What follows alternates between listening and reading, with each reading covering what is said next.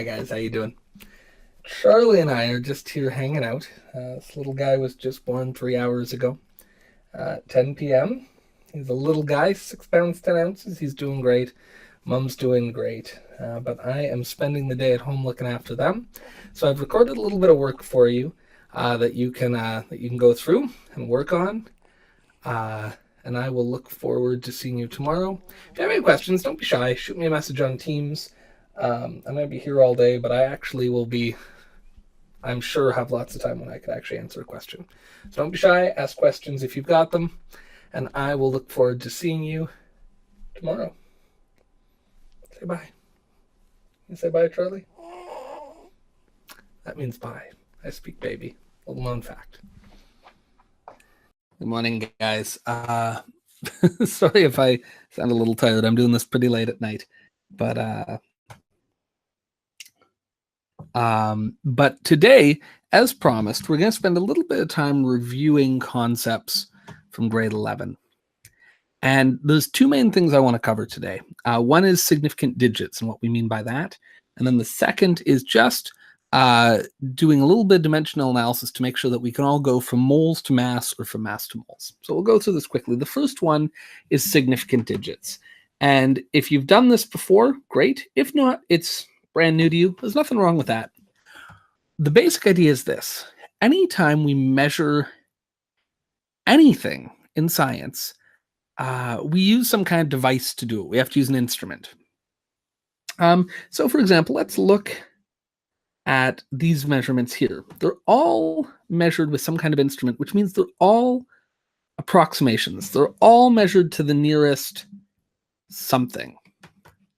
I'll show you what I mean. 23 milliliters is measured to the nearest milliliter. And that actually means that this number could be anywhere between 22.5, well, 22.6 we'll say, because that would round to 23, all the way to 23.4. Anything in that range would round to 23. So if we say something is 23 milliliters, it doesn't mean that it's 23 milliliters exactly. It just means that whatever device we're using to measure it gave us 23, which means that it's a number that would have rounded to 23. Likewise, 13.4 is now measured to the nearest 0.1 milliliters. That's 10 times more precise, but it still isn't exact. What it means is this. That could be as small as 13.36, because rounding rules, or even 5 actually in this case, because a perfect 5 rounds to the even number, which isn't important. 13.35 would round to 13.4. It's the lowest number that would.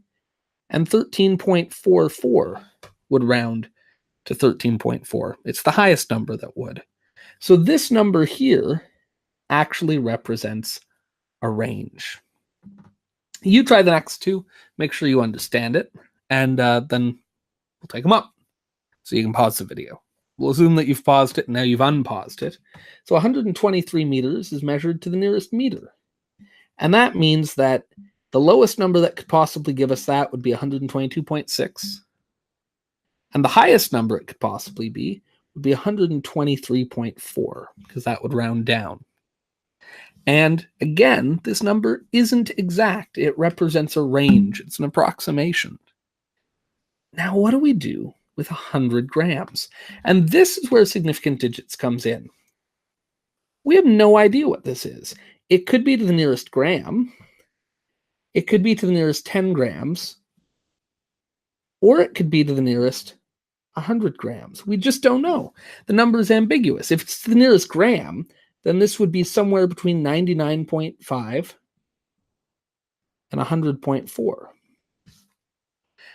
But maybe when they say 100 grams, they measure it to the nearest 10, in which case this is somewhere between 95 and 104.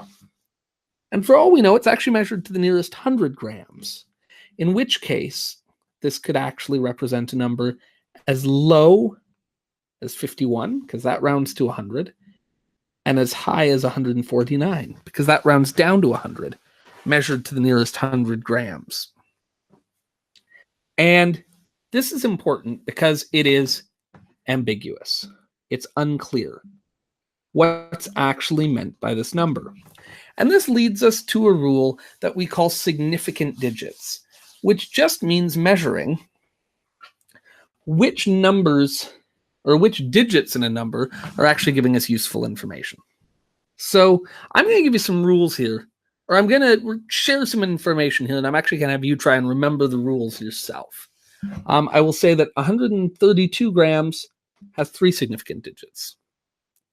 100 grams has 1. 100.0 grams has 4. 0.003 grams only has 1. But 1.003 has 4 grams. 0.0000300 has 3. And 103.040 has 6. So take that for a minute, pause, talk to your friends, and see if you can work out the rules. Pause this video, and we'll fill them in together after. Well, you're back, and let's see what we can learn from this. The first rule I would say is that one thing we can always be sure of is any non-zero number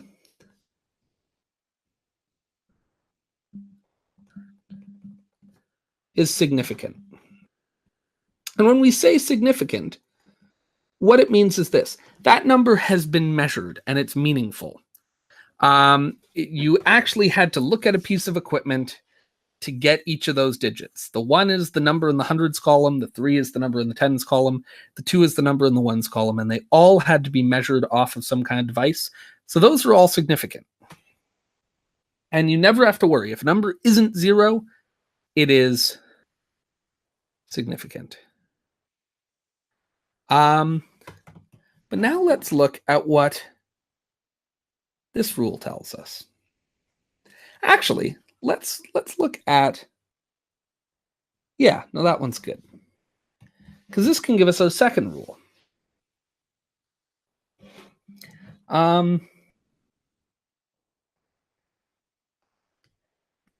Any zeros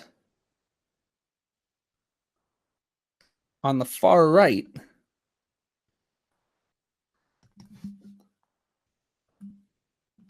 are not significant. And the reason being, we can't be sure if they were measured or not. It's unclear. That 100 could have been measured to the nearest gram, but it could have been measured to the nearest 10 grams, and it could have been measured to the nearest 100. We're not sure. So all we know for sure is that that 1 had to be measured, and those 2 zeros aren't clear, unless we're told otherwise.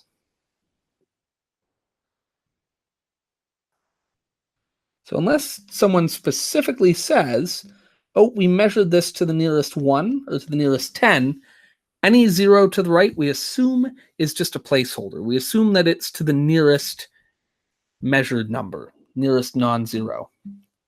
The only exception to that is zeros after a decimal place.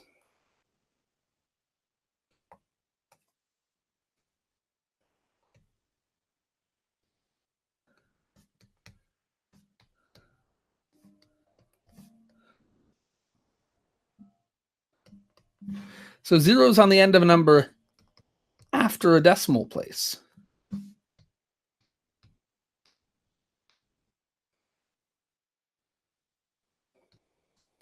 are significant. The reason being, if you look at a number like this, they didn't have to put that 0 in there. 100 and 100.0 are mathematically the same number. So the fact that they put it in there means that they had to make a point of doing it. So it matters. Next, zeros before a non-zero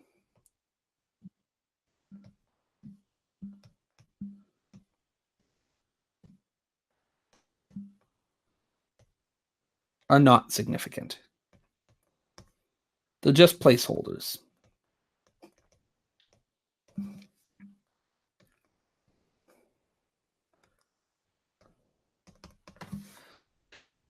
And those 4 rules actually get you everywhere.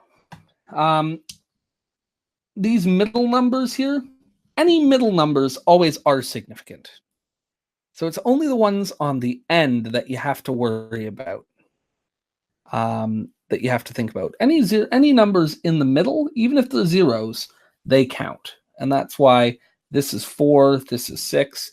It's only here where, for example, these ones don't count, but the ones that do. So we're going to do a bunch of practice just to make sure you've got it. So let's use this space.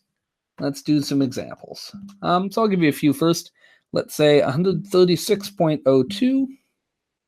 Let's say 0.0417, 0.0408, 123.0, 120. All right, try those. Take a minute and work them out. All right, and we're back. Here, the only 0 is in the middle, and zeros in the middle always count. They had to be measured. Before I could measure how many hundredths we have, I must have measured the tenths. So these are all significant. So 1, 2, 3, 4, 5 significant digits.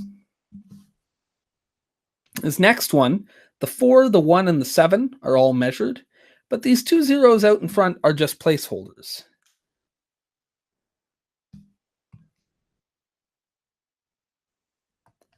Numbers in front are always just placeholders. Any number that comes before a non-zero doesn't count. So the 4, the 1, and the 7 are measured, meaning this has 3 sig figs. This next one, again, the 2 numbers in front don't matter, but this 0 we like because numbers in the middle are measured. I have to measure that 0 before I could measure that 8. So these 3 all count. That's 3 sig figs. This 123.0, the 0.0 on the end, is completely unnecessary. So the fact that somebody took the time to write it tells me it must be significant, because otherwise you just wouldn't write it. So that's 4. And 120, this one here is unclear, so we're not going to count it. We say this has 2. Hopefully you did well on that. Let's try just one more set of them, just to make sure we're all on the same page. Let's say 0.0300, 118.52, 97.103, and 104. So take a minute, do those, and then we'll come back. All right, in this case, the numbers in front are just placeholders. These numbers at the end are unnecessary because we're after a decimal place. Decimal 03 and decimal 0300 are the exact same number. So the fact that somebody bothered to write those tells me they count. 3 sig figs. Every number in this is a non-zero, 11852. They all matter, so there's 5. 97.103. Any 0 in the middle of a number is significant. So 1, 2, 3, 4, 5. And again, 104. Any 0 in the middle of a number is significant. So all 3 of those count.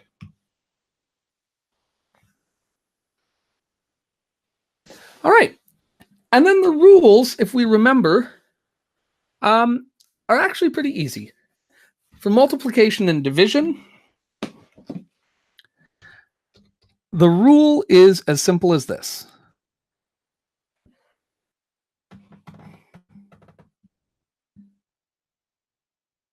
Count significant digits for each number involved, and the answer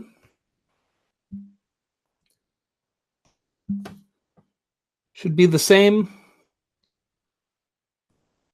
as the lowest number of sig figs.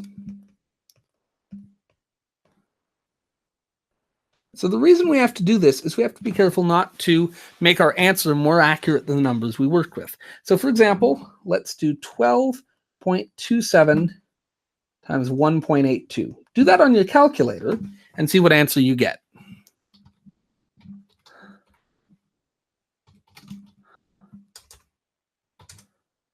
I get 22.3314. The thing is, these numbers, whatever device I measured this on, give me how many significant digits? 4. And this device had 3 significant digits. So if I had 4 significant digits from the first device, maybe it was a scale, and 3 significant digits from the second device, maybe it was a pipette that we used to measure volume, something like that. How can I possibly get 1, 2, 3, 4, 5, 6 significant digits in the answer? And the answer is I can't. You can't have a more precise answer than the numbers you started with. So we have to round this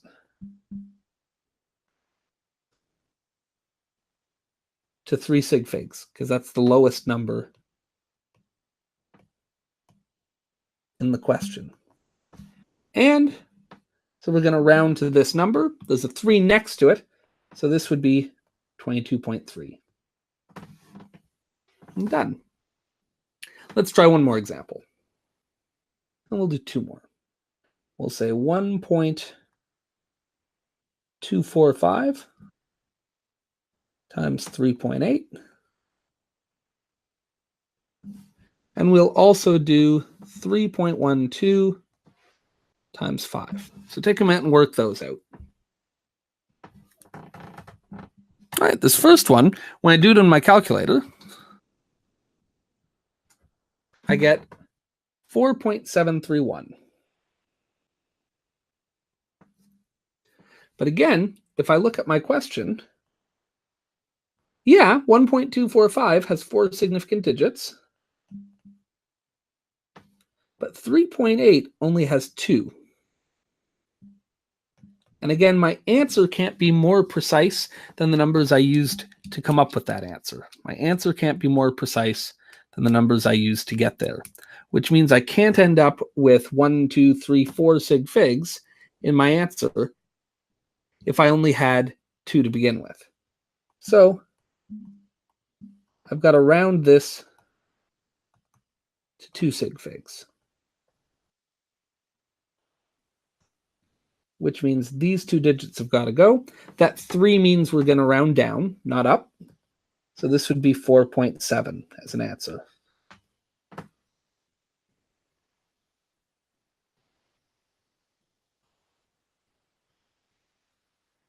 Good. And again, we can try this over here. This I should be able to do in my head, you would think.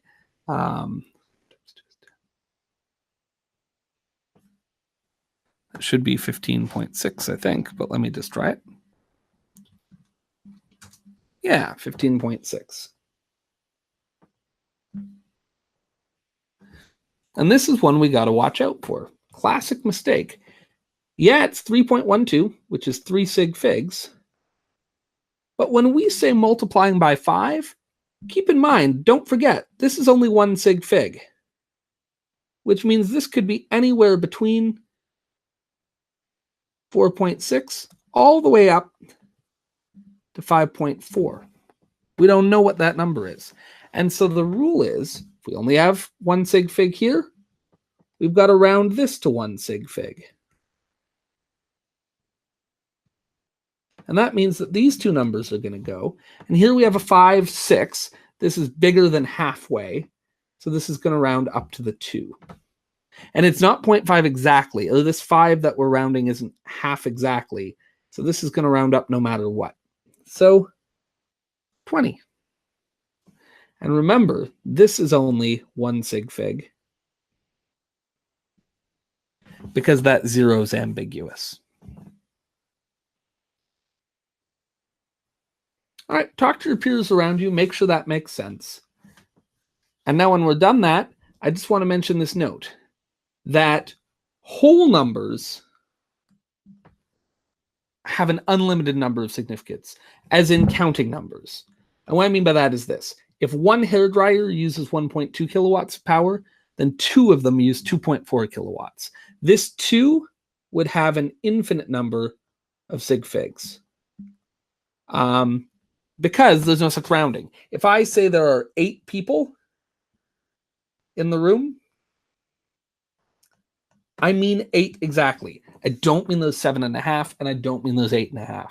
I don't mean those 8.2, and I don't mean those 7.8.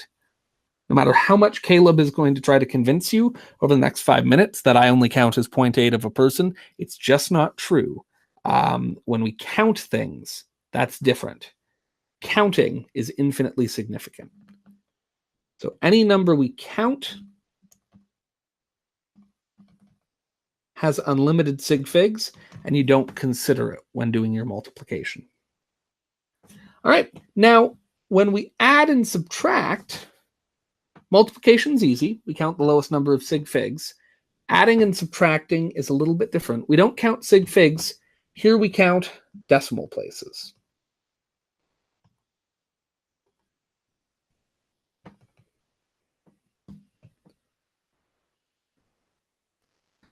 You can review your grade 11 notes if you want to know why, but we don't count sig figs, we count decimal places. So 5.67 has 2, 1.1 has 1, 0.9378 has 4, 7.7 has 1, and I didn't say, but 8 has none, right?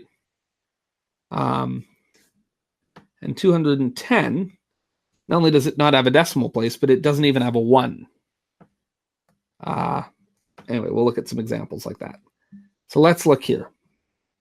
Let's do a few examples. 18 plus 132. 0.2. Let's do 7.41 plus 9. And lastly, let's say I'm 34 now. How old will I be in 50 years? All right, so try these out. Pause for a minute, talk to your peers, and we'll try them out. All right, here. Well, if we do this in our calculator, we would get 18 plus 132.2, and we would get 150.2. But don't forget, this has no decimal places, and this has 1 decimal place.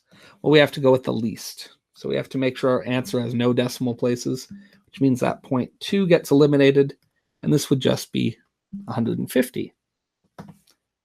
In this next case, if I plug this into my calculator, it's going to say the answer is 16.41. But again, here we have 2 decimal places, but the answer has no decimal places. So the answer must have no decimal places. This again rounds down. 41 is less than half, right? 0.41 is less than halfway. So this rounds down to 16. In the last example I gave you here, 34 has no decimal places, but it's the nearest 1. 50 has no decimal places, and that 1's ambiguous. That 0, we don't know if it's measured or not. So this is actually to the nearest 10. And we have to go with the least precise. Nearest 10 is less precise than the nearest 1. Whoa, that was crazy. So when we add this on our calculator, it's going to tell us 84. But we know that since we didn't measure the 1's column in 50, this 1's column can't be meaningful, because this could have been as low as 46, or 45 even, and could have been as high as 54. So we can't trust that 1's column in the answer, and this would just be 80.